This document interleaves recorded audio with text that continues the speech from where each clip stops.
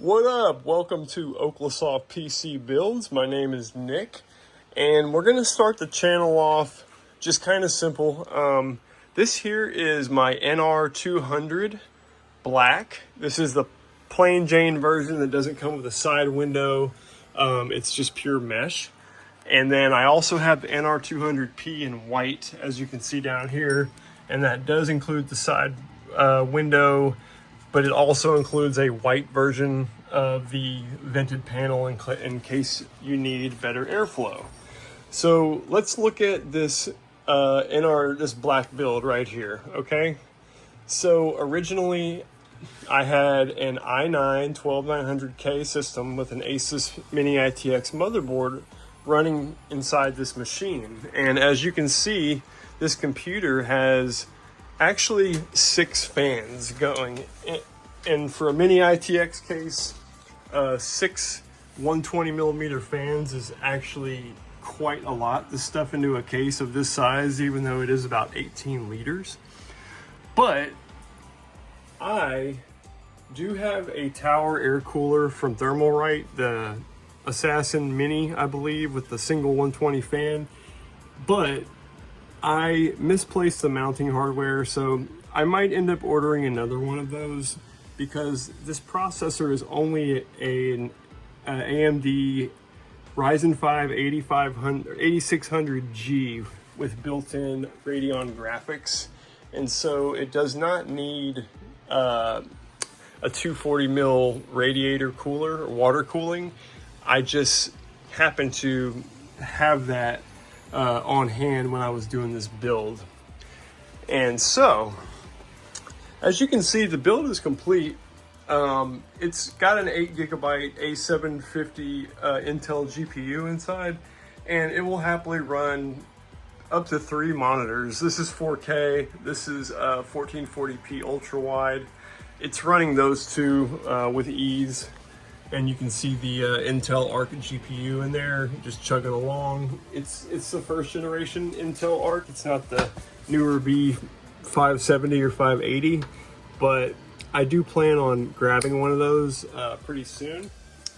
And so, in addition to the 6 fans, I've only got 3 of them on the PWM board controller, and the other 3 are actually being controlled by iCUE, the Corsair iCUE Link software. And so the pack came with 3 120 fans, so I've got 1 down here, and the other 2 are actually just sitting in the top since they daisy chain and require only 1 cable, potentially 1 cable for up to 6 fans, but I'm using 2 so I can get this one down here to work. These 120s they're not facing up, they're shooting the air downward, and that was mainly for aesthetic purposes, because if you face both fans the same direction on top and bottom, you know, you'll get a directional airflow in that direction. So my airflow is going from top to bottom, but hidden behind this 240mm radiator are actually 2 additional 120mm fans, and they are the really cool ring LEDs, as you can see, but they're kind of being hidden by this the way I have this set up, and so I will probably swap those out or possibly put them on top because they're a little more impressive than these white fans, just because they have the halo ring around them, and the newer Corsair iCUE fans include halo rings for the more expensive models, so there's that. But anyway, let's go over the specs really fast. Like I said, this is a Ryzen 5 7600G with built-in graphics, Radeon. It's got a 0.5 gig of VRAM, so pretty much you could play a couple of games probably, but not very many. And it's definitely not going to run any modern titles with the onboard graphics. However, throwing a GPU in here is, you know, straightforward, and increase the VRAM capacity to 8 gigabytes, which is plenty enough for video editing. And so I'm going to go ahead and pop this mesh side panel back on the NR200. And really, the only thing left we have to do is kind of, as you can see, I've got quite the bundle of wires to take care of before I can shut the back case off. And so, or close the other side of the case, I should say. So, spec-wise, we got a 650 watt Game Max power supply from Amazon. Pretty affordable. And it does the job well. A 2 terabyte Kingston NVMe for additional storage. A 1 terabyte Samsung 990 fourth gen PCI NVMe drive. So 3 terabytes total. And we are rocking some Team Group CL30 RAM, 2 16 gigabyte sticks for 32 gigabytes total, and machine's running Windows 11. And as you can see, it is I had lost my CapCut project files, but I was able to recover them, thankfully, by looking using ChatGPT. It explained exactly how to recover this project, because the computer this project was on crapped out, the motherboard crapped out, but the hard drives were fully intact. So I was able to get the project back, luckily. And this is for the OklaSoft main channel. This is a Mario 64 retrospective. So, you know, I hope you enjoy when that comes out, and please subscribe to my other channel as well. It's just called OklaSoft.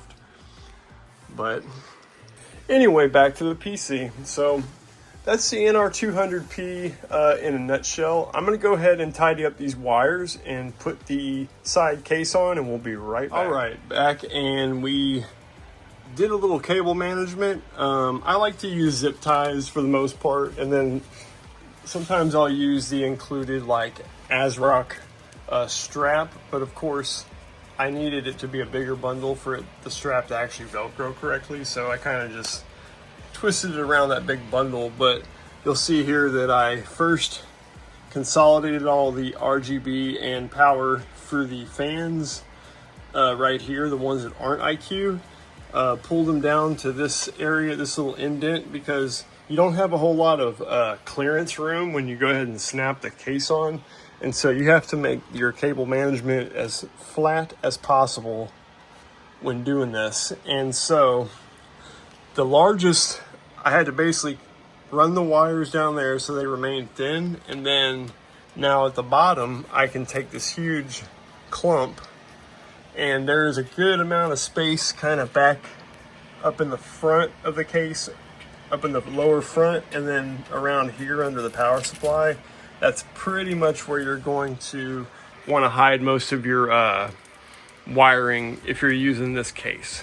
Now, I know this case has been out for several years and everybody's probably familiar with it. It's old hat at this point, but I really love this case. Like, I think it's one of the better, or one of the best mini ITX designs out there. I mean, it's not the best design. It's a great design, but it's not far from the best. But it's the price point that really sells it. This was like 70 bucks. The 200p is closer to 150, I believe, but it has things like the glass side panel and the GPU riser.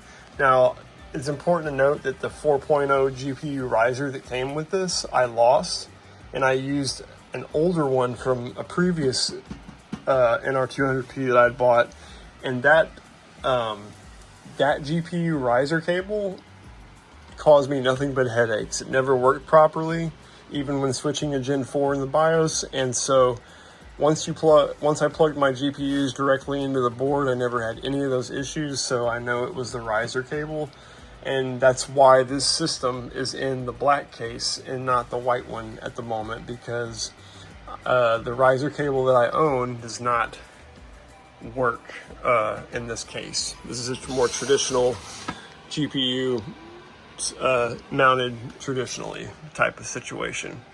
So anyway, that's about it for cable management. Now I accidentally cut a hole in the USB motherboard to C plug. So for now, I'm going to have to leave the side of the case off, but that's the NR200P build. Pretty good stats. It does really well in Furmark and everything. I'm not going to show all that. I mean, it's a boring system. It's an AMD 8600 or 7600G Ryzen 5. So you pretty much already know what to expect from the, benchmarks and so forth. It's not going to set the world on fire, but it is a very capable editing machine, especially with the 32 gigs of DDR5. And so I'll just pull up CPU-Z so you can kind of see what's going on in the machine at the end of the video here. So there's all my stats. You can see the core speed is running at 5140. It's hovering around 5 gigahertz. And then graphics, we have Intel Arc A750 with 8 gigs of VRAM. And for the next episode, we're going to take a look at the beautiful Antec Performance 1M system that I built. Now, this one's a beast.